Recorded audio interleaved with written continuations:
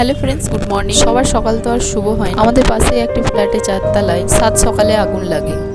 প্রথমে এসিতে আগুন লাগে। এসির কাছাকাছি এলপিজি সিলিন্ডার থাকায় সিলিন্ডারে আগুন ধরে এবং পরপর দুটি সিলিন্ডার বাস্ট হয়ে যায়। 4-5 জন হসপিটালে ভর্তি হয়েছে। পথ চলতি মানুষও অনেক আহত হয়েছে।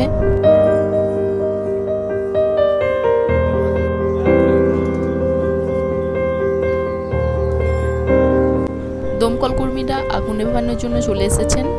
রাস্তাটা এতটাই ন্যারো যে দমকলের গাড়ি ঢোকার মতো রাস্তা নেই, তাই আগুন নেভাবার জন্য তাদের যত রকম সাহায্য করা দরকার তারা সেরকমভাবে সাহায্য করছে।